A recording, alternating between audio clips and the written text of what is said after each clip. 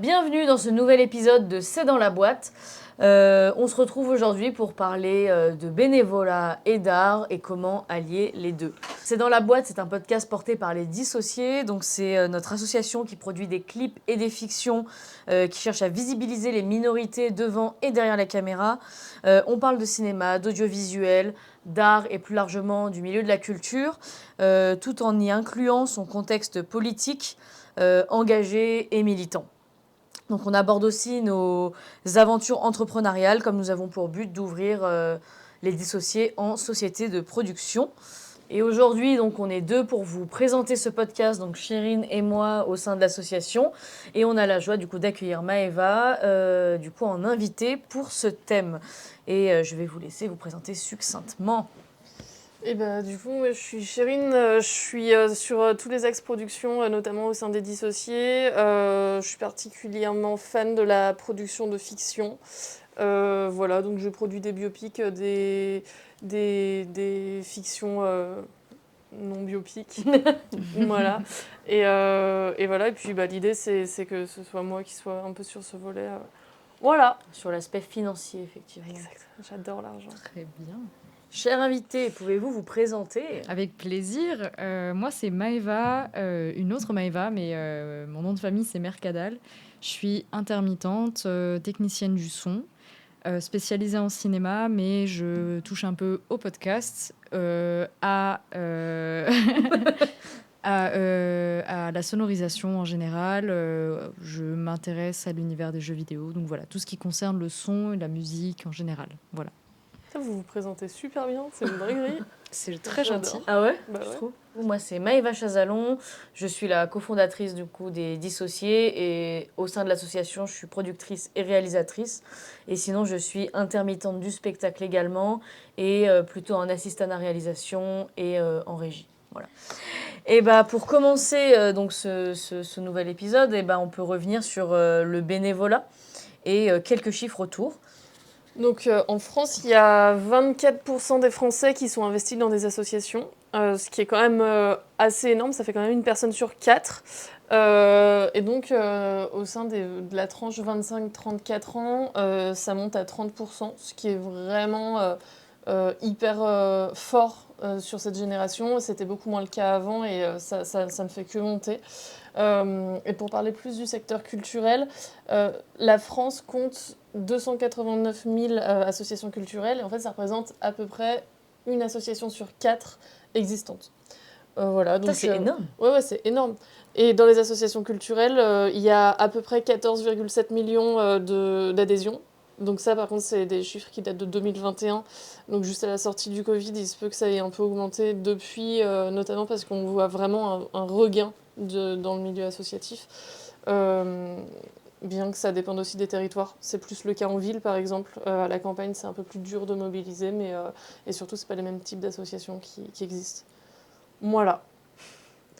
Eh bien super, c'était une super intro. Tout de suite, la première question, quel est votre rapport au bénévolat ? Est-ce que vous en faites ? Et si oui, depuis quand et pourquoi ? Pas forcément dans la culture, en général, et aussi dans la culture. Ok. Moi, pour le bénévolat, je pense que c'est quelque chose que... Enfin, j'ai conscience de l'existence du bénévolat depuis vraiment toute petite parce que mes parents ont toujours été très investis dans des associations. Et aujourd'hui, j'essaye un peu d'apporter aussi ma pierre à l'édifice parce que je trouve que c'est important. On n'a pas les mêmes buts en association qu'en entreprise. Donc, je sais pas, je pense que je m'engage...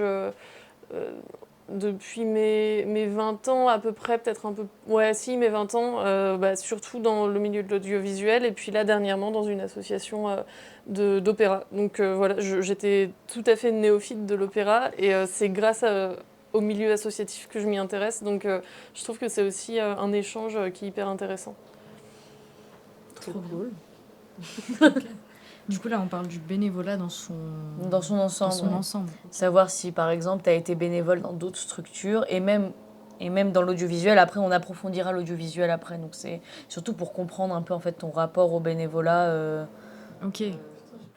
Pour moi, le bénévolat, ça a souvent été lié à mes proches. C'est-à-dire, je faisais partie d'une association à laquelle mon père participait, de chant, de sonorisation. Donc je faisais la sonorisation pour lui, ça me faisait plaisir et lui, ça lui faisait plaisir que je pratique aussi. Quand j'étais adolescente, c'est un peu comme ça que j'ai commencé à toucher un peu plus au son aussi. J'étais là pour les spectacles. Tu étais dans le son dès toute petite, en fait. Dès mes 16 ans, je savais déjà que je voulais faire du son. Et par ce biais-là, ça me permettait à la fois de pratiquer, d'apprendre. Pour moi, le bénévolat, ça a toujours été aussi une forme d'apprentissage et on essaye des trucs, on s'investit, on donne de son temps. C'est pas grave si c'est pas parfait. C'est aussi l'occasion de faire des nouvelles expériences et des nouvelles rencontres. Après, quand je suis partie de chez mes parents, que j'ai vécu seule, on m'a un peu donné plus conscience de la politique, des inégalités sociales, financières qu'il y avait en France. Et je me suis intéressée à comment est-ce qu'avec du bénévolat, je pouvais donner de mon temps pour aider les gens. J'ai fait des maraudes à Toulouse, j'ai fait des jardins partagés, d'autres choses comme ça. Au lycée aussi, je me rappelle, je participais à des cours à part pour apprendre une compétence pour ensuite la mettre au service des autres. T'as un exemple ? Ouais, pour le coup, c'était de la communication. On avait appris avec un petit groupe de personnes ce qu'on appelle l'écoute attentive, du coup, issue de la CNV, dans le but de si les élèves avaient des soucis et qu'ils ne savaient pas à qui se confier, il y avait un groupe d'élèves qui était anonyme et on avait une salle, on avait une boîte aux lettres pour réceptionner les mots et des horaires à laquelle on avait besoin de nous. Et du coup, on pouvait être là pour écouter sans jugement et pour essayer d'amener la personne à se livrer et à se libérer de son poids. Et ça, c'était aussi une forme de bénévolat qui finalement n'a pas abouti. On a juste eu des cours, mais personne n'est venu nous voir. Mais bon. Mais par contre, le contexte est... Enfin, le concept est fou, j'adore. Oui, c'est une trop bonne idée. Mais ouais. Bah, grave. N'hésite pas à définir CNV. Ah oui, du coup, la CNV, c'est la communication non violente. Voilà. Mais ouais, c'est assez ouf. Hein. Et toi, ton lien avec le bénévolat ? Et moi, mon lien avec le bénévolat, je dirais que je sais pas si mes parents en faisaient. Enfin, en fait, je l'ai appris plus tard. Je le savais pas forcément quand j'étais plus petite. Parce que du coup, mon père est comptable et il faisait en fait beaucoup de comptabilité pour pas mal d'associations, notamment du village où j'ai grandi. C'était des associations sportives, culturelles, etc. Et il faisait la trésorerie, en gros, bénévolement. Et parce que ça lui faisait plaisir, je pense, et parce que pour lui, s'il a un bon niveau de vie et qu'il a le temps, autant donner de ses compétences, qui sont quand même assez rares, pour permettre en fait à des associations du coup de se faire. Ma maman, je sais pas exactement en vrai, si elle faisait du bénévolat. Je sais qu'elle faisait les cours de catéchisme, donc du coup donc elle était là en tant que enfin c'est pas professeur du coup, mais en tant que personne qui entoure le catéchisme, etc. Donc c'était plus relié à la vie religieuse. Et après elle participait et comme nous, du coup, dans la famille plus largement, c'est quand on participait à des activités sportives ou culturelles, c'était tenu par des associations.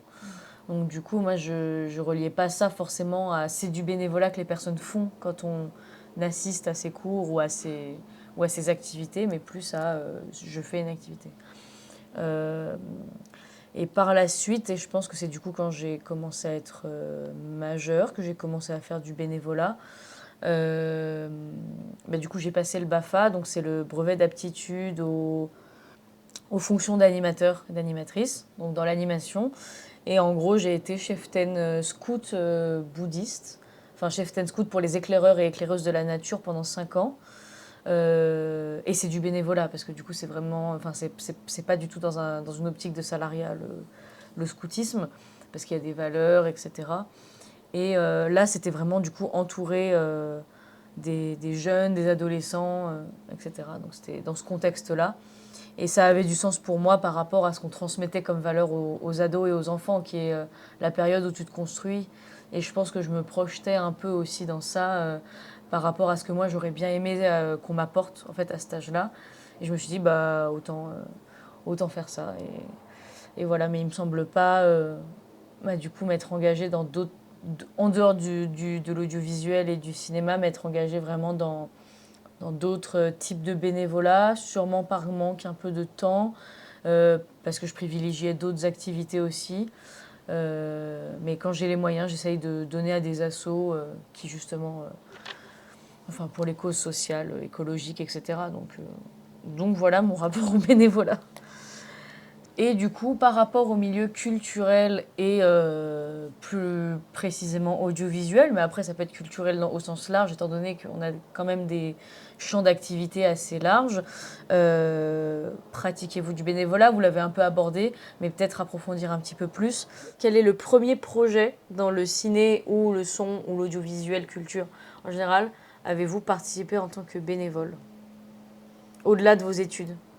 Moi, je pense que c'était pour un projet. J'avais monté mon association aussi d'audiovisuel à Lyon. Et c'était pour un projet justement qui prenait un peu pied dans un monde dystopique. Et en gros... Attends, je me souviens même pas du pitch de mon film. Mais en gros, c'est qu'il y avait un truc de deux mondes parallèles où une même personne évoluait dans ces deux mondes. Voilà. Et donc, on avait fait ça bénévolement. C'était vraiment full de la débrouille. Je pense qu'on avait un budget de 50 balles, un truc comme ça. Déjà, vous avez 50 €. Hein. Ouais, et c'était tout pour les bières de fin de tournage. C'était super. Et puis, on avait un peu tous ramené nos matos pour faire un peu comme on pouvait et tout. Et puis, c'était avec des gens pas forcément spécialisés dans leur domaine. On était tous en début d'études en plus, toutes et tous d'ailleurs. Donc, c'était hyper intéressant aussi de pouvoir se construire et de faire vraiment des films à l'arrache, dans un gros fun et tout. Enfin, c'était trop cool. Et voilà. Et non, c'était super, franchement. C'était une super expérience. Ok, trop bien. Mm. Et plus largement, en fait, dans les projets qui ne sont pas de toi. Ah ouais, pour les projets qui sont pas de moi, ça arrivait assez tard en vrai. Je pense que...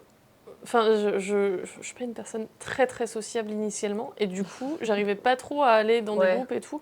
Et je pense que vraiment... Je me demande si c'est pas Chronique de la Forteresse et du King qui serait mon premier gros projet bénévole en dehors de mon asso du coup. Et je pense que c'est ça.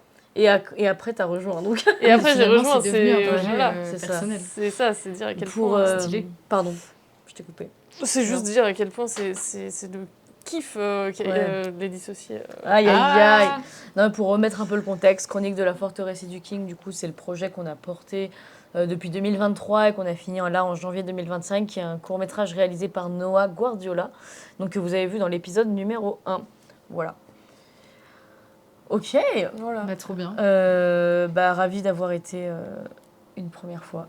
Oh, waouh. Oh, la solennité du moment, c'est fou. C'est fou. Mais oui, et ouais, non. Et toi, ça a été un peu la même chose? Moi, c'était plutôt... ma meilleure amie était passionnée de plein de trucs. Musique, ciné, jeux vidéo, enfin vraiment plein de trucs qui m'ont passionnée aussi parce que on traînait tout le temps ensemble. Et elle a voulu réaliser un scénario qu'elle a trouvé sur Internet et avec qui elle a correspondu. Enfin, elle a comment on dit elle a correspondu. C'est horrible comme mot. Ouais, elle a correspondu avec l'auteur pour savoir si elle pouvait le réaliser. Il a dit OK. Elle l'a réalisé. On avait 12 piges, pas plus. Oh, mignon. Ouais, j'adore. Du coup, nous aussi, c'était avec genre 50 balles de budget. Nos parents étaient à fond derrière nous. Oh, j'adore. Nos potes étaient à fond derrière nous. Et du coup, on a tourné ce cours. Déjà, j'étais au son. Même si je savais pas que ça m'intéressait. Et voilà, c'était grave Mimi. C'était à la ZEUB, mais ça marchait bien, en fait. Enfin, genre, on n'était pas trop désorganisés. Pourtant, on avait 12 piges et c'était elle qui gérait tout. Réalisation, production, assistante réal. Voilà, elle faisait aussi le cadre. Enfin, vraiment, elle faisait vraiment tout. Et c'était pas trop mal. Vraiment, c'était Mimi. C'est génial. Voilà, c'est ma première expérience de bénévolat. Et du coup, c'était directement pour quelqu'un d'autre. Moi, j'ai jamais été porteuse de projet. C'est pas trop quelque chose qui m'anime. Je préfère rejoindre les projets et comprendre la vision de quelqu'un et apporter ma patte plutôt que l'inverse. Voilà. Enfin, l'inverse ne s'est pas produit, quoi. Ok, trop intéressant. Et du coup, oui, je vais y répondre un petit peu aussi. Bah oui. Je me rappelle pas du tout premier projet, honnêtement, mais le plus loin que j'ai cherché dans mes souvenirs, c'était pour faire de la figuration. C'était sur des groupes Facebook. ou genre en mode audiovisuel Rhône-Alpes ou un truc comme ça. T'avais quel âge? Je pense que j'avais soit 17, soit 18 ans. Ok. Et, du coup, c'était pour rejoindre, donc c'était pour une série, une web série portée par Ingrid Franqui qui s'appelle Prisoners. Et ils cherchaient des figurantes pour faire des victimes d'attentats, en gros. Et j'étais super jeune en vrai, parce que je crois que j'étais même pas encore en école de ciné. Je crois que j'étais en terminale, donc je devais avoir 18 ans sûrement. Mais j'étais encore en terminale et juste cherchais tous les trucs en fait pour aller sur des tournages. Et je pense que le deuxième dont je me rappelle, c'est un tournage de la Cinéfabrique, justement. C'était pour faire figurante dans un hôpital, voilà. Et voilà, ça je me rappelle, j'avais 18 ans, j'étais en terminale. Et du coup, parce que je cherchais en fait à déjà d'une me rapprocher de l'école de la Cinéfabrique comme je passais le concours, et de deux à voir en fait un tournage professionnel, ou en tout cas plus professionnel que ce que je faisais au lycée, quoi. Donc ça, je pense que c'était mes premiers projets, c'était en figu. Voilà. Après, les autres bénévolats que j'ai faits, c'était dès ma première année du coup d'école de ciné, où du coup c'était surtout pour rencontrer du monde. Waouh! C'était pour rencontrer du monde, c'était pour faire un meilleur réseau et puis même pour comprendre un peu plus en fait aussi ce milieu-là, parce que du coup en vrai je connaissais rien. Enfin, donc les premiers que j'ai contactés c'était Kino Lyon, donc qui est une association en gros d'un peu de défis de court-métrage. À l'époque, c'était tous les mois où il y avait un thème imposé, une contrainte. Après, il y avait une soirée à la MJC de Montplaisir à Lyon. Et c'était vraiment un gros événement. Et j'ai rejoint juste avant le Covid. Et je suis restée 3 ans bénévole là-bas. Donc j'ai surtout vécu le Covid. L'équipe qui était bénévole là-bas, en fait, toute l'équipe est partie. Et du coup, c'était que des nouvelles personnes. Donc c'était hyper intéressant aussi à voir comment monter une asso, comment la rejoindre et comment porter une équipe, etc. Et voilà, j'étais là-bas. Puis après, je me suis investie dans un autre truc qui était un ciné-club à Pierre-Bénite. Et là, c'était juste pour les gens. C'était pas forcément ni pour l'endroit, parce que Pierre-Bénite, c'était super loin. Mais c'était parce que, je sais pas, j'avais rencontré quelqu'un qui m'avait proposé. On s'appréciait, donc j'ai accepté. Puis j'ai embarqué Noah là-dedans aussi. Donc du coup, pendant 2 ans, on a été bénévole là-bas. Et on diffusait un peu des films cultes. Et on faisait une petite présentation, des jeux, etc. Donc voilà. Trop bien. C'était mes premiers pas, en tout cas pour des assos qui font pas des films en soi, mais qui organisent des événements, quoi. Ouais. Ok, et du coup, toi, c'est des projets que tu trouves importants dans ta formation au bénévolat, ou c'est pas hyper représentatif de ce que tu as fait, en fait? Enfin, de ce que ça t'a apporté, en tout cas. En vrai, si. Peut-être pas le ciné-club, parce qu'en vrai, moi, je faisais pas grand-chose à part la communication sur les réseaux sociaux, je veux dire. Mais Kino, en vrai, beaucoup. Parce que pendant quand même... surtout les 2 premières années, la 3e année, c'est vrai que j'étais vraiment moins là. Et pendant les 2 premières années, j'étais hyper investie. Et on avait des réunions hyper régulières. Et ça m'a appris, en fait, à comment est-ce que se structure en fait un peu une asso où il y a plein de monde dedans, parce qu'on était quand même une dizaine, je pense, à l'orga. Et ça m'a appris plusieurs outils, des choses comme ça. Et puis comme il y avait aussi un peu des présentations devant le public, ça m'a appris à prendre la parole en public et à faire des présentations où tu es un peu ridicule, parce que c'est sur le ton de l'humour. Mais du coup, moi je suis pas comédienne, donc du coup ça me faisait me sortir un peu de Ta zone de confort. Ouais, de ma zone de confort. Après, la majorité des projets que j'ai fait en bénévole, parce que ça, du coup, c'était plus des projets sur la durée, on va dire. Mais la très, très grosse majorité, c'était des tournages. Et ça, j'ai commencé à 18 ans aussi, quand j'étais en première année d'école. Et c'était en régie, directement. C'était un premier projet, c'était celui de Johanna Tixier, qui s'appelle Blanc de poulet. Et c'était mon tout premier projet en régie, il me semble, de ma vie. Et juste, j'avais la chance d'avoir le prêt de la voiture de ma maman. Enfin, elle me prêtait sa voiture, donc du coup, on me prenait sur les tournages. Et j'ai crevé mon pneu sur le tournage. Donc, du coup, voilà, comme une première expérience, c'est pas foufou. Mais c'était la première fois que je faisais un peu des tables régies, que je faisais un peu des repas. Je pense qu'en vrai, ils étaient pas ouf, mes repas. Je pense que... Enfin, c'était vraiment des Tu salades cuisinais de pâtes. Ouais, j'ai cuisiné. Mais justement, genre ici, dans la cuisine de mes parents, c'était vraiment le laboratoire, quoi.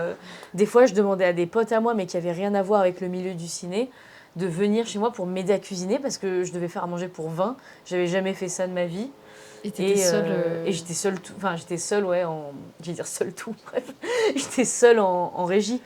Donc du coup c'était intéressant, ça m'a appris en fait à faire des premières tables régies, etc. Parce qu'en vrai, les gens de l'équipe étaient déjà plutôt pros. C'était un projet bénévole, mais comme on fait nous maintenant, en autoprod, sans budget, enfin sans vraiment trop de budget et tout. Donc, et c'est des gens maintenant avec qui je travaille de temps en temps.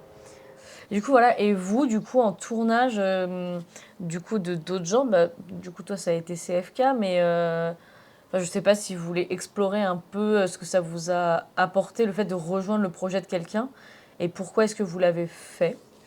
Quand je suis arrivée sur CFK, on a d'abord réuni toute l'équipe de prod pour discuter un peu justement des rôles de chacun. Et je trouve que ça s'est plutôt dessiné après. Donc je me suis retrouvée productrice déléguée. Ouais. Et ça s'est dessiné parce qu'on a fait une répartition des tâches comme ça, que moi à ce moment-là j'avais plutôt du temps libre, etc. Et voilà, et donc c'est aussi, j'étais en études de production, donc ça faisait sens d'être à un poste un peu à responsabilité. Voilà. Donc en vrai c'était cool. Ça s'est dessiné comme ça, puis après du coup je suis restée sur les postes de production. Globalement ça tourne toujours autour de ça, direction de production, chargée de production, productrice, enfin voilà. Et là par exemple, bah, pareil au sein de l'association de l'opéra donc, qui s'appelle Cosa Cento, je ne l'ai même pas nommée mais voilà, Cosa Cento, coucou. C'est pareil, je suis directrice de production et en fait j'aime beaucoup ce poste parce que ça permet d'avoir un regard sur tout et de faire un peu le lien entre les différents postes. Donc c'est hyper intéressant et je trouve ça hyper formateur justement. Je trouve que l'associatif c'est hyper intéressant de ce point de vue-là aussi. C'est que ça me permet grave, enfin je sais pas si vous l'avez vécu, mais de te former. C'est un peu ce que tu disais aussi tout à l'heure en réalité, mais ouais, vraiment d'avoir des skills que tu n'avais pas forcément avant et du coup, ben, voilà, de pouvoir les mettre ensuite à contribution pour d'autres projets. Ouais, grave, c'est de la pratique accumulée, c'est des nouveaux obstacles, des nouvelles énigmes à résoudre un petit peu, que ce soit en production ou dans d'autres domaines, hein, mais ouais, carrément.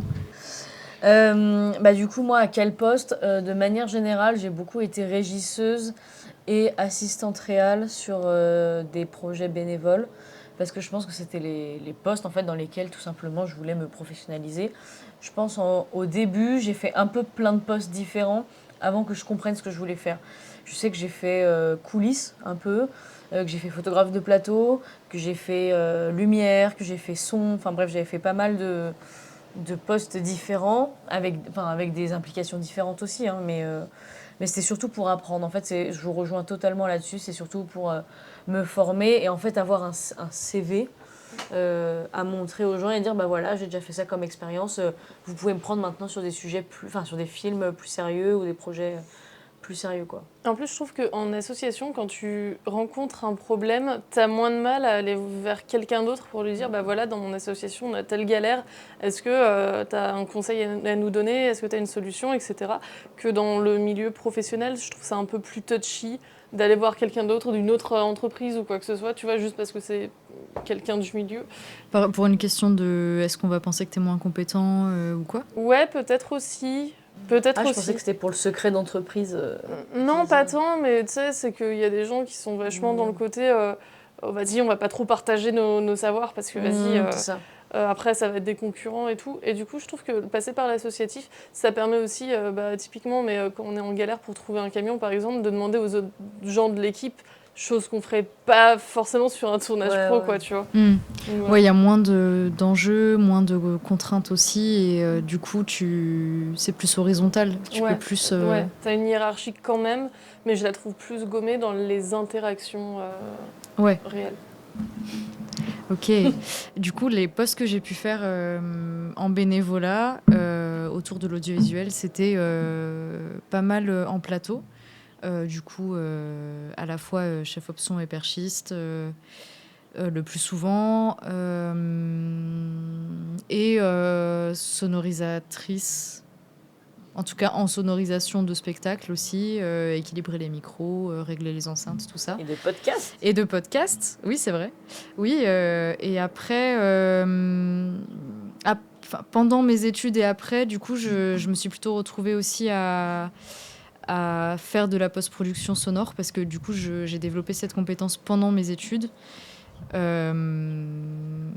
Et donc, je me suis ouverte à des réponses d'offres ou à des demandes d'amis pour faire de la post-production sonore de courts-métrages. Ce qui me suit encore aujourd'hui pour mon plus grand plaisir. Monsieur. Voilà. Est-ce que vous faites autant de bénévolat qu'avant ou pas? Moi, je pense que j'en fais plus. Ah ouais? Ouais. Depuis quand? Ah, depuis quand Ouais, j'en fais je sais. plus? En fait, je disais qu'avant, mais en fait, je sais pas trop Bah. ce que j'impliquais dans le avant. Ouais. Parce que moi, je saurais délimiter assez précisément à partir de quand j'ai dit non à plein de projets. Ok. Tu vois. Bah moi, c'est l'inverse. Avant, je m'investissais pas trop dans des projets, mais peut-être que j'avais pas aussi un réseau assez conséquent pour qu'on me contacte. T'as peut-être plus de temps aussi qu'avant. Alors, Mais non. non, en fait, je pense que j'ai pas plus de temps, mais par contre, j'ai plus confiance en moi justement sur, dans les postes dans lesquels je m'investis et aussi on me contacte plus, je pense. Et en fait, j'ai pas plus de temps, mais je pense que je sais beaucoup mieux l'organiser qu'avant. Donc, je pense que c'est un truc que ça m'a apporté aussi le bénévolat, c'est de devoir faire la part des choses entre ma vie professionnelle pour laquelle je suis obligée de m'investir parce que c'est ce qui me permet de payer mon loyer et de manger. Et après, tout le temps qui me reste, comment est-ce que je le fractionne pour pouvoir avoir quand même des loisirs, une vie sociale et pouvoir porter des projets ou accompagner des projets. Et du coup, je pense que je m'investis beaucoup plus parce que je suis plus efficace sur la manière dont j'apporte du temps. Voilà. Stylé. Waouh. Grave. Moi, j'ai fait du bénévolat à partir du moment où j'avais le temps. J'ai essayé pendant mes études, j'ai fait quelques courts-métrages pendant mes études, mais mes études étaient très prenantes et du coup, il y a plein de moments où c'était très galère ou alors je faisais des journées pas possibles, mais juste j'aimais trop ça, donc je le faisais quand même. Sinon, du coup, quand j'ai terminé mes études, ce qui est assez récent, ça date de août 2024, là, j'ai fait tous les projets qui passaient. C'est-à-dire, j'ai dit oui à tout. Bénévolat, subventionné, pas, voilà, vraiment rémunéré ou pas. Ce qui était super parce que j'ai fait des rencontres, j'ai répondu à des projets avec Cinéas Morgue, avec des contacts, des gens qui me contactaient sur Facebook et tout, et c'était vraiment cool. Et maintenant, du coup, je me suis rendu compte que mon emploi du temps n'était pas extensible et qu'il fallait que je me limite à un certain nombre de projets, surtout simultanés, parce qu'il y a plein de projets qui se chevauchent entre le tournage et la post-production quand on veut faire les deux dans le domaine sonore ou dans d'autres domaines. Du coup, là, j'ai décidé depuis quelques mois de m'investir que sur des projets, soit de mes proches pour les soutenir, soit qui avaient du sens pour moi en termes de valeur. Et le temps qui me reste, je le consacre à mes projets perso, qui sont entre autres les podcasts qu'on fait avec Les Dissociés et avec Droite dans ses docs, du coup, qu'on a avec Maëva. Voilà, je me consacre plus à des projets que je considère perso, ou alors qui portent des valeurs qui me semblent stylées, importantes. Voilà. Trop cool. Pareil. Moi, ça a été en sortie d'école aussi, je pense, pendant l'école, je faisais, je pense, une tonne de projets bénévoles. Donc, en plus des projets via Les Dissociés, en plus des projets des Dissociés ou en plus de mes études, donc j'avais au moins, pas d'obligé, mais en tout cas que je faisais, il y avait au moins 2 projets en parallèle, plus je sais que je m'investissais tout le temps dans d'autres projets bénévoles, mais parce que je pense que j'avais ce truc de un peu le FOMO, le fear of missing out, la peur en fait de louper des occasions ou de louper des projets, de louper des rencontres, etc. Et du coup, je faisais, je pense, un peu tout aussi. Et c'est aussi un peu pour ça que je me suis un peu orientée en régie. Mais je sais qu'avec le temps, en comprenant ce qui me faisait plaisir, à faire, c'est-à-dire l'assistanat réal, la production et la réalisation. Je me suis plus orientée là-dedans et par exemple, j'accepte plus de projets bénévoles en régie. Sauf si c'est vraiment des très proches qui sont en galère, qui ont besoin d'un coup de main et tout. Mais des projets qui demandent beaucoup d'investissement, j'accepte que dans des postes que j'aime vraiment, quoi. Et je me suis rendu compte, parce qu'au début, avant que vous répondiez à la question, j'allais naturellement dire que je faisais beaucoup moins de bénévolat qu'avant. Mais en fait, pas du tout, je crois que j'en fais plus, mais pour mes projets perso. Donc, pour les dissocier, mais que je ne considère pas comme du bénévolat, comme c'est un projet long terme, d'ouverture d'entreprise, etc. Et donc, c'est un projet perso. Donc, je ne considère pas que c'est donner du temps libre à un projet de quelqu'un. Et donc, les podcasts qu'on fait tout ensemble, etc.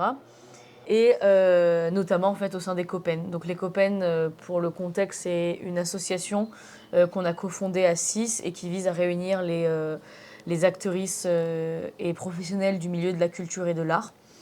Et en faisant des actions telles que des événements after work, ateliers, etc. Et on a fait ça à partir de octobre 2023. Et on a lancé le collectif en janvier 2024.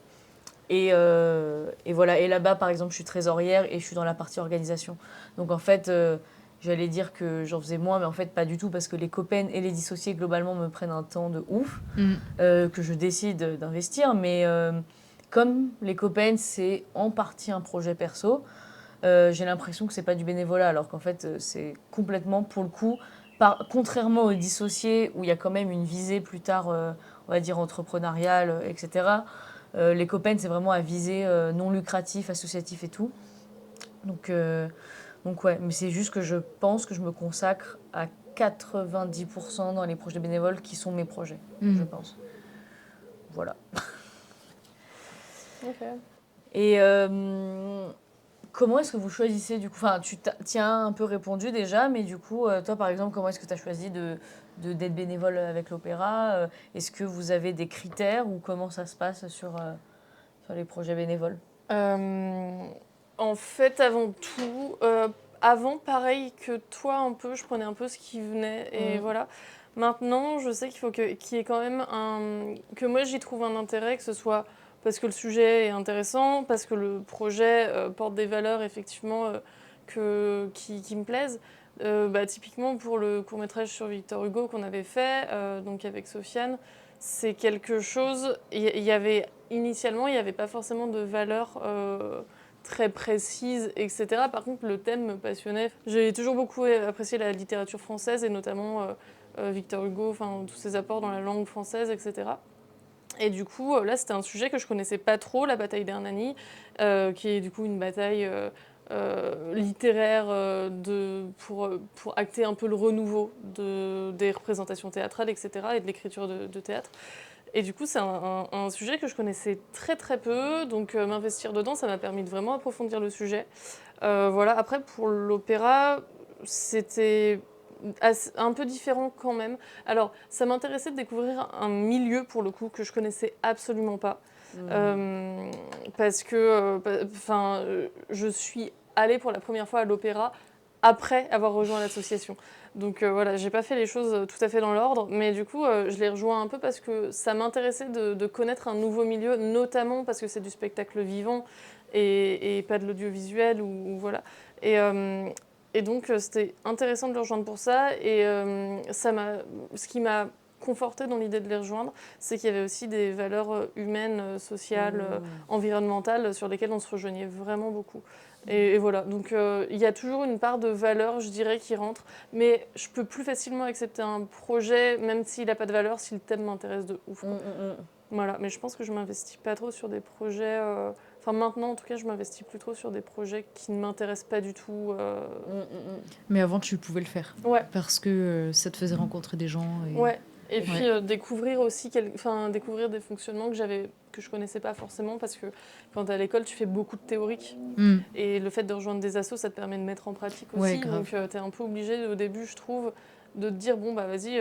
Et puis en plus, il y a aussi ce truc où à l'époque, Je dis à l'époque comme si j'avais 55 ans, mais voilà. Au début, on va dire, de mon investissement dans le bénévolat en audiovisuel et en production particulièrement, j'avais pas trop idée de ce qui m'intéressait vraiment, tu vois. Donc il y a ça aussi, je trouve que tu affines tes envies au fur et à mesure que tu participes à des projets en te disant bah ça me plaît pas en fait, j'ai pas envie de le refaire. Et je trouve ça hyper intéressant d'avoir pu faire des projets qui me tenaient pas tant à cœur et bah, voilà, d'être allé au bout quoi. Voilà. Et toi? C'était quoi ma question? C'était... Comment choisir ses projets et tout? Ouais. Je pense à une période, après la période où j'acceptais tout, je pense que j'ai eu une période un peu de ras-le-bol où je n'acceptais plus rien qui n'était pas engagé. Enfin, du coup, je n'acceptais que les projets où il y avait un engagement politique, un engagement social, écologique, etc. Et maintenant, ça a un petit peu changé. Je pense que j'accepte les projets qui me font vibrer. Quand je sens à la lecture du projet ou avec l'échange avec le réal ou la réal ou avec la porteuse de projet que ça va être un projet où on va kiffer, je pense que c'est ça maintenant qui me fait accepter ou pas un projet. C'est plus pour l'humain derrière, plus que pour l'objet audiovisuel, quand c'est pas les projets que je porte. Et quand il y a parfois, pas tout le temps, mais quand il y a un défi technique ou quelque chose que j'ai jamais fait. Par exemple, récemment, il y a quelqu'un qui nous a contactés pour potentiellement faire un long métrage en plan séquence. Ça, c'est quelque chose que j'ai jamais fait, donc je trouve ça hyper excitant. Après, le sujet, etc., m'intéresse aussi. Et ça me parle au niveau des valeurs, mais même si ça m'avait pas parlé, je pense que j'aurais accepté si j'avais apprécié la personne. C'est donc très c'est beau comme en ça, tout hein, cas. en fait. C'est très très beau comme raison. Donc voilà. Ce qui me fait vibrer. Ouais, ce qui me fait vibrer. Ouais, j'aime bien. Avant, je le faisais surtout pour les projets. Quand j'estime... Et en fait, plus t'en fais, plus tu sais que la plupart des projets que tu fais, en fait, la plupart vont pas se finir. La plupart, sinon, vont être pas aussi ouf de ce qu'on avait vendu, même dans mes projets et tout. Hein. Mais du coup, en fait, t'attends moins du projet. T'attends des gens. Et en fait, si tu passes un mauvais tournage en tant que bénévole, c'est complexe, je pense. Bon, déjà, en tant que salarié, c'est pas OK. Mais je veux dire, si dans le bénévolat, en plus, t'en retires même pas quelque chose d'humain, je pense que c'est compliqué, ouais. De fou. Donc voilà. Mais t'allais dire quoi? Que à ça, je rajoutais que faire des films ou faire des projets avec ses potes, c'est hyper bien. Et que en fait, il y a plein de projets, même qui sont pas forcément dans mes valeurs ou quoi. Enfin, pas en dehors non plus, mais genre qui ne comportent Tu pas. vas pas faire des films de facho, quoi. Voilà, je vais pas faire des films contre lesquels je suis. Mais par contre, faire des films pour les personnes que j'aime et qui sont dans mon entourage ou d'autres types de projets, ça je trouve ça hyper agréable comme... Et souvent, je trouve que c'est assez facile de réussir à trouver quelque chose qui va t'intéresser quand t'aimes les gens derrière. Parce que parfois, en vrai, il y a des projets où j'étais pas émotionnellement très impliquée, mais juste ça me rendait heureuse d'aider un projet d'un ami ou d'une amie à se faire, quoi. Mais ça va un peu dans ce qu'on dit, dans la continuité, mais est-ce qu'on retire un peu pas des leçons, mais peut-être des apprentissages ou des choses comme ça à propos des projets bénévoles? Parfois, est-ce que vous avez eu des mésaventures ou au contraire des super bonnes surprises auxquelles vous attendiez pas? Enfin, voilà. Est-ce que vous avez quelque chose à partager? Sinon, voilà. Ouais, en vrai, moi au début, quand je me suis lancée dans l'associatif, j'avais toujours un peu peur d'en demander trop aux gens alors que c'était bénévole. Et en fait, plus ça avance et plus je me rends compte que les gens, s'ils s'investissent dans ces projets, c'est pour faire des choses quoi, et les faire bien. Donc je pense que ça, c'est vraiment un des gros points que je retire, c'est d'oser demander aux gens de faire les choses et de les faire correctement, quitte à ce qu'ils viennent en discuter s'il y a un blocage, un problème, s'ils n'arrivent pas à trouver de solution, même s'ils peuvent plus, tu vois, s'ils sentent plus de le faire et tout. Et du coup, ça, pour moi, c'est vraiment un très gros point. C'est vraiment, les gens, on est tous là pour kiffer et pour faire des trucs bien. Donc voilà, et puis, je sais pas, peut-être que la deuxième chose, ce serait que c'est pas parce que c'est bénévole que ce sera moins quali, que le résultat sera forcément moins quali. en tout cas, qu'un projet avec des salariés, etc. Parce que des fois, les gens ont des super idées. Et d'autres fois, les gens sont juste super sympas. Et du coup, tu en retireras toujours quelque chose. Mais voilà, le tout, c'est de s'y investir et de soi-même donner de sa personne, quoi. Et je rebondis vite fait là-dessus, mais je disais que c'était pas le projet en lui-même qui comptait, mais en même temps, si. Enfin, genre, c'est pas pour dire que le projet, on s'en fout et que c'est vraiment que les gens, mais c'est que souvent, quand même, tu réunis des gens autour d'un projet et autour d'une cause commune qui est le film. Donc voilà, mais que du coup, en fait, souvent, c'était aussi ça qui réunissait. Et que souvent, faire des films avec ses amis, je trouve ça trop bien. Et à la fois, en fait, à chaque fois d'intégrer de nouvelles personnes, je trouve ça encore mieux. Ouais. Et en fait, d'avoir une sorte d'équilibre entre amis et nouvelles personnes. Ouais. Parce que quand il y a ces deux-là, j'ai l'impression que du coup, c'est pas ambiance trop schlag, pote, où des fois tu te permets de parler un peu trop cru, ou justement sans prendre en compte le côté professionnel derrière. Et à la fois, si c'est que avec des gens que tu connais pas, du coup, il n'y a pas forcément de lien qui se crée au tout début. Donc, Oui, et t'as pas le même fonctionnement. Enfin, quand tu bosses avec des gens avec qui tu as déjà bossé, c'est plus facile. Donc, intégrer des nouvelles personnes, ça permet aussi d'avoir déjà un roulement, tu vois. Ouais, complètement. Et de pas être complètement en mode oh mon Dieu, je sais pas comment ces gens fonctionnent, comment je vais faire. Donc, je trouve ça vachement agréable aussi. Du coup, moi aussi, ce que j'en ai retiré, c'était de partir, en fait. Que j'avais le droit de partir, en fait, d'un projet bénévole. Pour parler d'abord du négatif, entre guillemets, tout en, bien sûr, prévenant les gens et en respectant les personnes derrière. Mais pour le coup, il n'y a pas de nécessité, en fait. Enfin, je fais pas ce projet-là pour manger.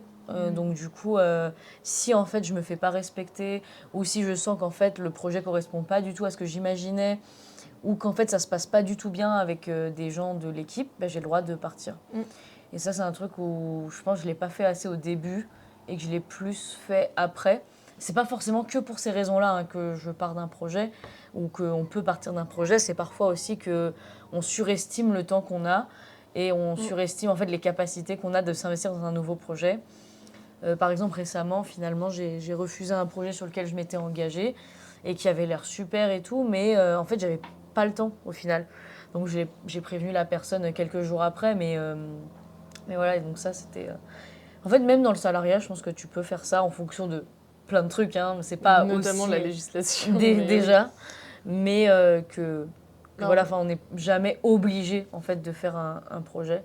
Et je pense que ça, c'est peut-être une sorte de mini conseil ou je sais pas trop, mais que je pourrais donner, c'est que si vous ne vous sentez plus dans un projet, dites-le en fait et partez. Et c'est ok. C'est ça, partez en faisant les choses bien parce que c'est important aussi. Enfin voilà, de donner les bonnes informations. C'est ça. Mais en même temps, tu peux pas apporter le truc si ça te pèse trop. Enfin, c'est du bénévolat. Il n'y a rien de vital là-dedans non plus, quoi. Donc, Mais et je pense aussi avec le temps que tu commences à voir les types de profils avec qui tu t'entendras super bien et ceux avec qui ça matchera un peu moins bien. Donc ça, en vrai, c'est qu'avec l'expérience. C'est un peu une phrase de boomer, mais c'est vrai. Et autre point que je voulais aborder, que même que ce soit dans le bénévolat ou même plus largement dans les projets audiovisuels, pas forcément bénévoles, même si on pouvait salarier les gens, ce serait qu'en fait, c'est pas la compétence des gens qui est le plus important, mais c'est leur fiabilité. Ouais, et leur faculté de communication aussi.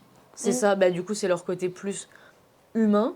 Mais quand je dis fiabilité, c'est le côté de tu sais que la personne va répondre, tu sais que du coup, comme tu disais, pardon, je sais plus ce que tu as dit. Qu'elle communiquera la avec communication attention derrière, etc.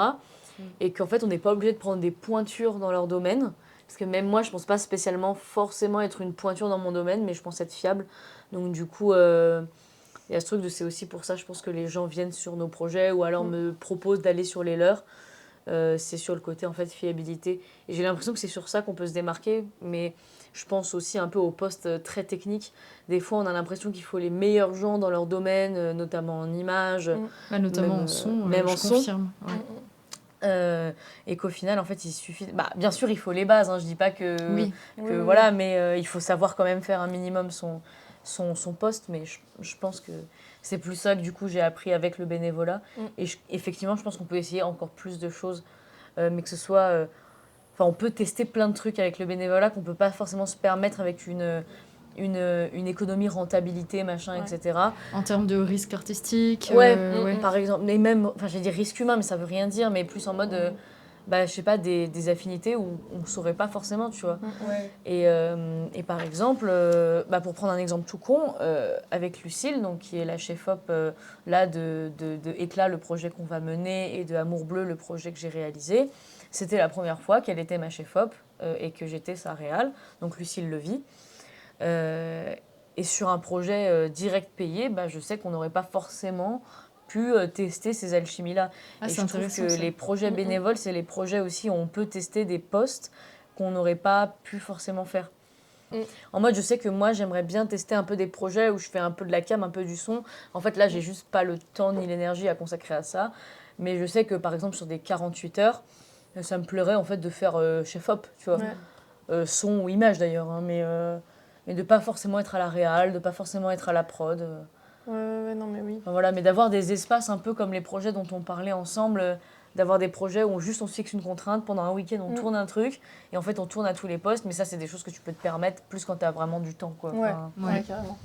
en tant qu'association ou organisme organisateur d'un projet, comment est-ce qu'on décide qu'on va produire un projet déjà, et comment est-ce qu'on décide qu'on le fait bénévolement? Donc c'est plus une question, on va dire, pour nous deux, liée un peu aux dissociés. Mais qu'est-ce qui fait voilà, qu'on est amené à faire ça et pourquoi? Cette question-là, pour moi, elle vise aussi un peu les personnes qui se posent des questions sur pourquoi est-ce qu'on ne paye pas les gens, par exemple. Pourquoi est-ce que... Parce qu'on aimerait payer les gens, mais pourquoi est-ce qu'on ne le fait pas? Et quel projet est-ce qu'on choisit? Voilà, en tant que prod. Je dirais que quand on doit porter un projet, ça nous engage. Donc, pour moi, les valeurs de fait sont beaucoup plus importantes. Et aussi, ce que représente le projet en lui-même. Par exemple, je ne vais pas forcément décider de porter le projet d'un pote qui est hyper fun, hyper machin. Je vais pas lui dire non pour lui filer un coup de main, mais par contre, le porter et générer une vie autour, peut-être moins. Pour moi, il faut qu'il y ait des valeurs quand même, il faut qu'il y ait un projet final qui soit intéressant aussi et une vraie ambition en fait autour du film. Complètement. Puis tout simplement un film qui nous parle, qui nous touche. Je pense que c'est effectivement propre à chacun, chacune aussi de ce qui les touche, de ce qu'elle les touche. Dans le sens où nous, notre asso, elle a quand même une idée éditoriale assez claire, ou assez marquée, plus que claire. C'est du film politisé, ou alors avec des représentations de minorités, etc. C'est pas forcément le cas de tout le monde et c'est très bien comme ça. Et effectivement, je pense que pour se dire, ok, je vais mener un projet, il faut effectivement qu'un projet, je pense, te parle et te corresponde, quoi. De pas le faire juste pour le faire. Je pense que c'est ça qui est important aussi. Après, ça dépend. Enfin, si t'es pas une asso ou si c'est juste toi et tout, c'est pas très grave. Enfin, il y a plein de projets que j'avais fait seul, enfin, je veux dire en mon nom propre, juste pour faire un projet. Ils sont pas ouf ces projets, mais c'est ok. Enfin, mais c'était plus, ouais, qu'est-ce qui va nous amener, nous, en fait, à choisir tel projet? Par exemple, je sais pas, pour Amour Bleu, je me rappelle qu'à ce moment-là, c'était histoire de faire un icône, histoire de faire un projet qui nécessite pas trop d'investissement, pas trop de temps. En fait, je pense que dans ce cas-là, il y a deux axes qui soit sont complémentaires, soit sont assez séparés. Mais du coup, le premier, ça va être pourquoi je m'engage dessus? Parce qu'en ce moment... j'ai un but précis avec ce film, c'est de participer à un festival, comme tu dis, ou je sais pas, de mettre en avant un concept dont j'ai l'idée. Et du coup, le deuxième axe, pour moi, c'est plutôt autour des valeurs. Comme je disais juste avant, en fait, ça veut dire qu'on va réunir des gens autour de valeurs communes pour porter un projet commun.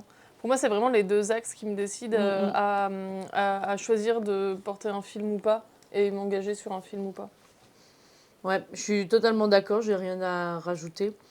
Peut-être du coup par rapport à la question de qu'est-ce qui nous pousse à le produire bénévolement, qu'est-ce que Bah, pour moi, c'est que si on attend d'avoir des thunes pour tous les films, tout de suite, un film, disons, qui a coûté, je vais prendre l'exemple de Victor Hugo, parce que pour le coup, dans le cadre de mes cours, j'ai pu le budgéter de manière concrète si j'avais dû le produire vraiment, enfin, avec des gens payés dessus. On serait passé là d'un budget de 3 700 € à un budget de 500 000 euros, enfin c'était un truc comme ça, c'était de cet ordre-là quoi. Et du coup, je dis des conneries, ça doit être 350 000 euros. Mais ça reste un ordre de grandeur qui est immense, enfin 350 000 euros, tu peux faire très concrètement un autre film avec et pas du 350 court-métrage. 000 Ouais, en fait quand tu mettais tous les techos et tout, j'avais pris la base des gens qui étaient réellement sur le plateau, donc potentiellement peut-être qu'il y a 1 ou 2 personnes qu'on aurait pu skip. Mais en dehors, j'ai pris aussi, par exemple, des budgets pour du VFX et compagnie, qu'on n'a pas forcément eu parce que c'était un projet bénévole, mais qui aurait été un vrai plus pour le film. Du coup, en fait, quand tu rajoutes les costumes, pareil, les costumes, on les a eu bénévolement. Donc voilà, le logement, on l'a eu bénévolement. Après, sur l'économie du court-métrage en elle-même, on a beaucoup de trucs gratuits aussi, hein, Ouais, même bien si on sûr. paye les gens. Mais effectivement, en tout cas dans nos situations associatives, si on devait attendre des financements, on ferait juste pas de film, concrètement. Et effectivement, le but à terme, et notamment en se montant petit à petit en boîte de production, ce serait de pouvoir rémunérer ces personnes-là. Enfin, ces personnes qui nous accompagnent du coup depuis longtemps sur les projets de manière bénévole. Et je pense que ce qu'on fait de manière bénévole, c'est ce aussi pourquoi on rejoint certains autres projets bénévolement. C'est parce qu'il y a un sens derrière. Et, mais par contre, il faut effectivement faire attention sur quelle est la limite entre... Entre du salariat déguisé, en fait, c'est ça. Enfin, effectivement, par exemple, la question qu'on peut se poser, et un peu aussi pour conclure cet épisode, c'est qu'est-ce qu'il en est de la suite Est-ce qu'on on compte continuer le bénévolat Si oui, pendant combien de temps? S'il y a une durée? Sinon, pourquoi Voilà. Ok. Moi, je pense que j'en ferai toujours un peu. Parce que il y a plein de possibles en fait et plein de nouvelles personnes, plein de nouveaux projets toujours qui émergeront. Donc je pense que ça m'intéressera toujours et que je serai jamais fermée à l'idée de faire du bénévolat. Voilà, après, à voir selon plein de choses, la réalité financière, la vie. Voilà. Mais ouais, sinon je pense que c'est pas par principe, je me fermerai pas au bénévolat, ouais. Mais en tant qu'individu. Ouais. En vrai, un peu pareil, je me vois pas du tout me couper du bénévolat. Même au-delà de ça, c'est que pour moi, il porte aussi des valeurs différentes dans le sens où du coup, tout n'est pas régi par le côté financier.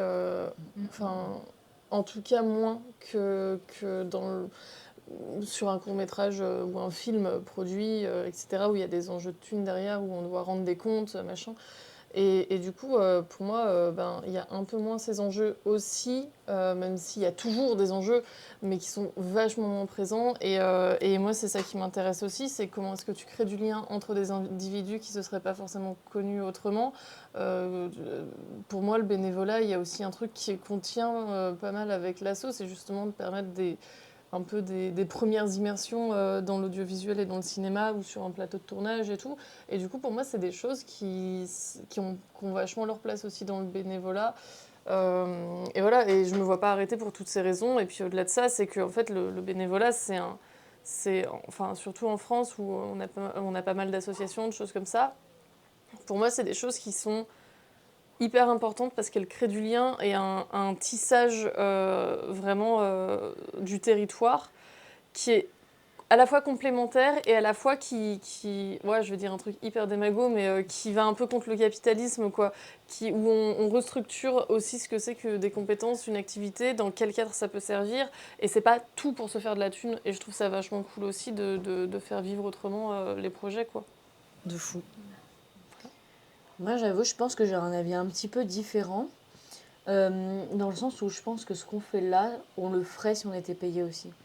Et du coup, enfin, dans le sens où concrètement on le fait parce qu'en fait on n'a pas l'argent. En fait c'est surtout ça, pas parce qu'on a la volonté d'être hors d'un système capitaliste. Là je parle pour les projets qu'on a en ce moment même, je veux dire. Le éclat par exemple. Dans l'idéal on serait tous payés par exemple. Je pense que c'est pas un projet en tout cas fait pour être en dehors du système en soi. Je pense qu'effectivement moi non plus je me fermerai pas au bénévolat par principe. Mais je suis pas sûre de le continuer de la manière qu'on le fait maintenant. Là, je me permets de continuer à le faire parce que je sais que ça prend du temps avant d'avoir des financements, avant de pouvoir à terme produire vraiment, on va dire, nos projets, etc. Mais je pense qu'à l'avenir, je préférerais transformer ce bénévolat, donc plus en de la médiation, et un peu ce qu'on avait évoqué comme projet, notamment avec l'asso, quand on arrivera en fait à avoir aussi une stabilité un peu financière, que dans l'idéal, on aimerait bien faire de la médiation avec des personnes qui n'ont pas accès en fait à ce milieu-là qui est quand même très embourgeoisé globalement et privilégié du coup, et d'essayer en tout cas avec ce qu'on peut et comme on peut, d'aider des personnes qui n'auraient pas accès du coup à ces univers-là par un premier projet, par l'association, en faisant de la médiation, en faisant des ateliers, etc. Et je pense que le bénévolat que j'aimerais apporter plus tard sera surtout de l'apport de mes compétences et de mes connaissances pour que des gens puissent potentiellement s'en saisir pour gagner après peut-être en confiance ou en légitimité pour dans ce milieu-là. Mais j'aimerais, après je sais que c'est assez peu réaliste, enfin je sais pas trop en fait justement, mais j'aimerais bien que les projets comme ça que en tout cas je porte en tant que réal, j'aimerais bien ne pas continuer à faire ça toute ma vie en bénévole, sauf si c'est vraiment avec des amis et que là du coup ça me dérange vraiment pas, enfin si les amis sont trop chauds et que ce soit vraiment un projet d'amis. Mais là par exemple on démarche quand même des gens pour venir dans nos équipes, etc. Et je sais que j'ai moins de malaise à faire ça avec mes amis, en fait, tout simplement, parce que on est amis, en fait. Et de ne pas essayer d'aller chercher des compétences gratuites auprès des gens. Je ne sais pas trop comment l'expliquer, Ah ouais, tu vois. Oui, c'est... En vrai, je comprends grave ton point de vue, et à la fois pour moi, à partir du moment où on pourra rémunérer des gens via la boîte, ça me dérangera beaucoup moins, je pense, de démarcher des gens pour du bénévole. Parce que du coup, tu auras les deux, enfin tu vois, genre potentiellement ce sera un peu les mêmes personnes, et pour moi ce sera des projets très différents, enfin qui n'auront pas la même ambition, etc. Oui, quoi. après pour moi ça dépend, quoi. Ça dépend. Ouais, Parce que, en fait, ce qui me fait un peu tiquer avec ces manières-là aussi, c'est souvent que mais même je le dis parce que je l'ai aussi vécu en tant que bénévole, mais les gens ils te prennent juste parce que t'es bénévole, donc t'es un peu moins bien que leurs potes qui eux sont pros, mais dès qu'ils vont faire du truc pro, ils vont jamais t'appeler toi, tu vois. Donc c'est ce côté-là où moi je trouve que c'est pas ouf, en vrai c'est juste profiter d'une compétence de la personne, mais enfin, je sais pas comment expliquer, ça dépend de la démarche aussi un peu. Si les personnes, après, on leur donne l'opportunité de venir sur un projet rémunéré, etc., ça va dans le sens du truc et c'est bien. Et j'ai l'impression que c'est ce qu'on a comme démarche déjà avec les gens qui nous font confiance et qui viennent sur nos tournages et qui continuent à venir. On sait très bien que ce seront les premiers à, à bénéficier de ces projets-là rémunérés.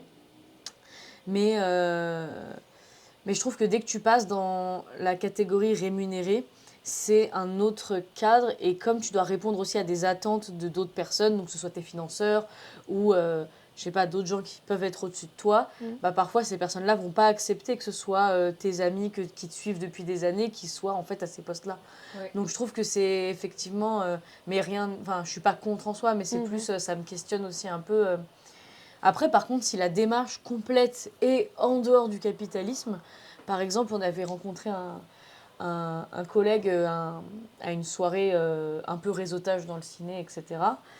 Et lui nous parlait du fait qu'il avait assisté à un projet qui était vraiment fait en totale horizontalité, où personne n'avait un poste de hiérarchie, juste il y avait des gens qui avaient des préférences, on va dire, mais que tout le monde tournait un peu au poste et que c'était horizontal en fait, et que plusieurs personnes tournaient à la réalisation, que c'était vraiment des choix collectifs pour le projet.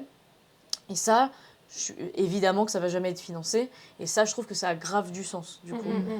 Donc je sais pas si encore dans très longtemps on continue à produire des projets bénévoles comme on le fait maintenant, mais avec nous. Et donc, avec l'expérience qu'on a derrière, je trouve que c'est pas pareil que d'aider des gens à faire leur premier projet en tant que, tu vois. Ouais, moi c'est Ce que je veux plus dire. là-dessus, tu vois. Ouais. De servir un peu de tremplin, justement, Oui, pour pouvoir complètement. prouver, pour acquérir des compétences et prouver ce que tu sais déjà faire aussi. Complètement. Donc, ouais. Mais c'est vrai que j'entendais parler un peu, tu vois, de profils qui maintenant ont 50 ans, réalisent encore des... C'est pas du tout pour shamer un âge, etc. C'est vraiment... ils font des projets depuis toujours. Et parfois, moi, ça peut me faire aussi un petit peu peur de me dire peut-être que ça arrivera jamais à décoller, en fait. Et que, en fait, quand tu as 50 ans, tu te retrouves toujours avec... peut-être tes derniers amis qui t'accompagnent là-dessus, mais je pense qu'au bout des années, en fait, les gens, ils peuvent de moins en moins faire ça, et que du coup, tu vas forcément chercher dans les étudiants, tu vas forcément chercher dans les gens très jeunes, et que du coup, ça fasse un décalage peut-être un petit peu étrange, et qu'en fait, ces personnes-là que tu prends très jeunes, et derrière, tu sais que tu vas pas les embaucher. Enfin, je sais pas comment expliquer. Après, je sais pas, j'ai pas cette expérience-là. Ok. Mais c'est de dire d'un peu de d'autres gens qui ont pu participer à ces projets-là. Mais qu'effectivement, le bénévolat, en tout cas, j'aimerais le limiter à des choses qui ont vraiment un sens humain et social et pas de continuer comme on fait maintenant. Mais pour l'instant, ça ne me dérange pas parce que on n'a pas le choix. Enfin, c'est ce qu'on se disait, c'est qu'on n'a pas le choix. Si on veut faire des films, il faut les faire. Et on force de toute façon personne à venir. Et je pense que les gens, je l'espère, sont un peu contents d'être sur nos projets. Mais voilà. Oui, c'est le cas. Mais, et c'est vrai que du coup, juste pour ajouter, j'aimerais à terme, si du coup j'ai vraiment une stabilité financière, humaine, etc. Enfin, voilà, je sais que j'aimerais bien m'appliquer dans du bénévolat qui n'est pas du tout dans la culture. Et, Pour diversifier ce que tu fais, ce que tu vois. faire fructifier mon épargne. Non. Oui, tout à fait. Oui. Et surtout pour faire des causes où j'estime qu'il y a vraiment besoin d'aide humaine. Et après, faire des dons aussi, ça aide toujours, bien sûr, mais je me dis si j'ai du temps, peut-être quand je serai à la retraite, si on a une retraite. Et je viens de me rappeler, j'ai un gros flashback. Ma tante, elle fait du bénévolat de ouf. Et justement, c'est ce qui m'a un peu... Enfin, j'ai un peu intégré le fait que c'était grave bien, en fait. Parce que du coup, elle était institutrice. Du coup, elle avait quand même plutôt du temps. Et du coup, elle faisait du bénévolat dès qu'elle le pouvait. Et là, maintenant qu'elle est à la retraite, elle consacre 2 à 3 jours, enfin 2 jours par semaine au bénévolat pour aider des personnes âgées, pour aider des... Enfin, voilà. Et ça, je trouve que ça a carrément du sens parce qu'une fois que, je sais pas, tu as un peu accompli ta carrière, quand tu es dans un système plus classique de profession, tu as du temps et du coup, le consacrer aux autres, je trouve que il y a grave du sens, quoi. Voilà. En vrai, c'est marrant parce qu'à la fois, tu as quand même cet argument de oui, mais ça pourrait être un poste rémunéré, tu vois. Donc, oui et non, j'ai l'impression. Où est-ce que ça dépend peut-être de ce que tu appelles l'accompagnement aussi. Je sais pas, c'est aller voir des vieux et jouer aux jeux de société avec eux, tu vois. C'est ce qu'elle fait, je veux dire, par exemple. C'est vraiment de la sociabilité. Ou sinon, c'est par exemple faire le chemin à Lourdes, là. C'est le chemin pour de les... Compostelle. Ouais, voilà, pardon. Faire le chemin de Compostelle, du coup, comme c'est religieux, l'aspect financier, il est compliqué. Enfin, c'est vraiment c'était comme pour les scouts, c'était vraiment un aspect de partage en tout cas, quand ça touche à la spiritualité, j'ai l'impression que c'est plus un aspect vraiment de partage de valeurs, plus que de rémunération, etc. Et effectivement, dans le domaine du social, il faudrait en fait qu'il y ait plus de budget, il faudrait qu'il y ait plus de postes rémunérés. Et ça a complètement du sens. Mais je sais que par exemple, dans les secours catholiques ou les associations comme ça, c'est beaucoup de personnes à la retraite qui y vont. Et qui, elles ont une retraite. Elles estiment qu'elles vivent plutôt correctement, du coup elles vont donner de leur temps. Donc j'ai l'impression qu'il y a quand même un sens dans ce bénévolat-là. Mais effectivement, peut-être que pour les postes à responsabilité, je pense par exemple, je sais pas, à vraiment la comptabilité, à les choses comme ça. Enfin, pas forcément à compta, mais administration, accueil, etc. C'est important effectivement je pense, d'avoir des postes rémunérés pour en fait avoir un encadrement légal aussi autour de ça, quoi. Carrément, bien sûr. Et des facilités d'entraide. C'est ça. C'est toujours plus compliqué quand tu dois toi-même trouver tout ça, quoi. Complètement, mais c'est par exemple pour ça que le centre LGBTI de Lyon a pris une personne salariée à l'année. Enfin, je veux dire, parce qu'en fait, ils avaient besoin de ce pivot-là, d'une personne vraiment dédiée 100% à ça et qui soit payée pour ce qu'elle fait. Mais que ça a du sens aussi que plein d'autres personnes soient bénévoles parce que c'est un projet d'entraide en fait et que du coup et qu'effectivement ça sort un peu du coup de ce système là capitaliste dans la rentabilité et que du coup ça a ce sens là, quoi. Voilà, donc on peut conclure l'épisode. Déjà, merci beaucoup d'avoir écouté jusque-là. Si vous êtes arrivé là, déjà bravo à vous. Vous pouvez nous suivre sur nos réseaux sociaux, noter le podcast sur l'application sur laquelle vous écoutez. Bref, vous connaissez. Et on se dit à bientôt. À tout bien, Tout bien. Et si vous voulez approfondir peut-être un peu ces questions-là de la culture, du milieu de la culture, du bénévolat, etc., je peux vous conseiller du coup l'épisode 46 du podcast La Lame. On mettra le lien de l'épisode dans la description. C'est tenu par Louise Meunier-Sabet, qui est photographe, et qui parle justement de la situation de la culture en France notamment, et de l'importance du bénévolat en fait dans nos milieux culturels, à quel point tout s'effondrerait si on n'avait pas le bénévolat. Et du coup, je trouve que c'est un peu plus intéressant, enfin c'est intéressant pour creuser un peu plus, et elle met d'autres ressources elle aussi dans ce podcast, donc voilà. Ouais. Pardon, À bientôt. ce cri aussi. Hop là.